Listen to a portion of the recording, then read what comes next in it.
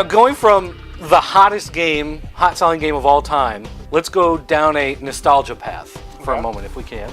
All right. Oh, going back to the old school days. How far back are we gonna go? We are going to go back, not all the way back. We're not going back to nickel pinball, but we are going to the FC Mobile 2. Now, this is a portable handheld system that plays NES cartridges. So we're going to open this up and take a little look at it. Okay, so we're going to about 1985, 86. And just as a side note, like, don't tell anybody, but you can buy this from Killin' Enterprises, which is also the Pop Culture Network store. Go to popculturenetwork.com and click on store. Now, we're actually out of this model, but we will be back in stock soon. No, we've got one left. Do we? Yeah, there's one left of this. It's the Super Nintendo we're out of. But we'll cover that one next week. Yeah, don't. So anyway, go to popculturenetwork.com, click on the store, and you can check one of these out. If they're out of stock, they'll be back in stock soon, so just keep checking. So first of all, here is the main unit itself. This is the FC Mobile 2, and it's basically just form factor. Looks like a Game Boy Advance or a Neo Geo Pocket Color, something along those lines. Looks more like a Neo Geo Pocket. The main thing, though, is that you can see this huge cartridge slot on the top, and that's because you're going to take one of these big bad boys, which is about twice the size of the actual unit, and slide it right in, just like that. And this is... this works as a handheld system as well as a TV top unit, because you can either play using the little screen that's right here, or it comes with cables. You've got a power adapter, and it comes with audio-visual cables, which...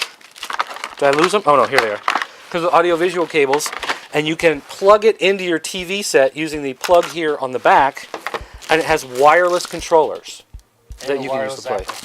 Yeah, here, check out the zapper. Now, again, if you have a Nintendo at home, you might want to use that. But if you're one of the gamers on the go and you want to play some old school and take it with you, this would be perfect. If you're going over to stay somewhere for the weekend and you don't want to lug that big old bulky unit, this is probably the best thing. Actually, for me, this is great just because I like to wander around the house.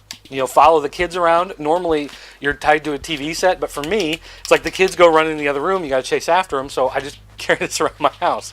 Now, this is an NES on a chip. And if that just made your blood boil and all your hair fall out, then this is not the system for you. It's 99.9% compatibility. Yes, this will play Castlevania 3.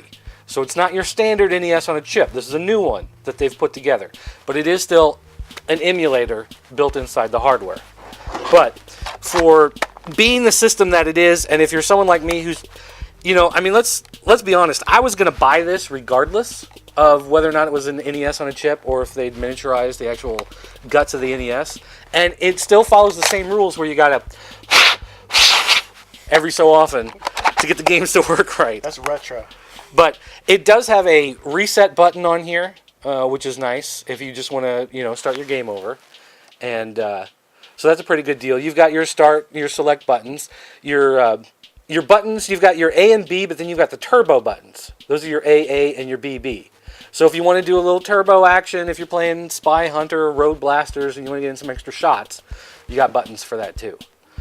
This does run on regular batteries, so you are going to have to stock up on your Duracells, unless you're going to be using the adapter. As well as the controllers. They also will be taking their own separate battery because they are wireless. So they all have their own battery. And even the gun has its own little battery compartment. So you're going to have a pretty good investment in some batteries. Now the gun does feel kind of light. Yeah. I mean, it's pretty hollow. It's mostly a shell to remind you of the zapper. If you ever opened up your Nintendo or any of the old stuff anyways, you know that it's like a circuit board and a power transformer, and that's it. And a lot of metal. But one thing I really like about these pads is that they have a nice spring to the buttons. A lot of times you buy these and they just feel kind of mushy. You push down and you can't really feel, like these have a nice, you push down, you feel you're at the bottom and it springs back. Yeah. It's not mushy like most of them are. Sound, yeah. And then of course they also doubled the buttons on the top like a Super Nintendo controller, but these are the same A and B. So if you want to just goof off with those instead, you can. And honestly, I like the Super the Nintendo controller. with the curve. Yeah. Yeah. Well, and when they released the top loader NES, I believe they redid the controllers like this. So I guess it's called the Wishbone style. Is that what they call it? is that what it's called? The Wishbone? Wishbone style versus the box. I used to love that show. That little dog, he was cute. One thing though, again, another annoying thing though is they put the screw on all the battery compartments. So when you get this and you're putting in your batteries, you better have a screwdriver handy because there's screws all over the place. You're gonna have to open. I guess they expected a lot of kids. Well, it keeps them from falling out if you drop Right. it or whatever. But I mean, that screen looks nice, and it's clear, it's sharp. Yeah, it's actually it feels really small, but if you were playing Nintendo back in the day, anyways, you were playing on the worst possible TV in comparison. So this thing looks a million times better. It is kind of small. I think it's only like 2.5 inches, maybe 3 inches. Right. But that's pretty standard for most of the Game Boys out there and cell phones. So overall, I think I like the machine. And it's got a headphone jack. If you want to use headphones, you can do that. It's got a volume control knob on there. So pretty much everything you can think of that you'd want in a system like this is there. So it's actually pretty nice, and I love this thing. And again, you could plug this into the unit and plug it directly into your home TV. So it's a portable unit and it's a home unit. So it's both things in one. And honestly, let's face it, the Nintendo is over 20-some years old now. Majority of them do not work anymore. They're getting old. They're getting You're going to have to replace pins. We have to do a lot of pin replacement on old Nintendo systems. But most of these will play pretty much just pop it in and play. So if you're wanting to go retro, I would say buy one of these new remakes, any of the FC line.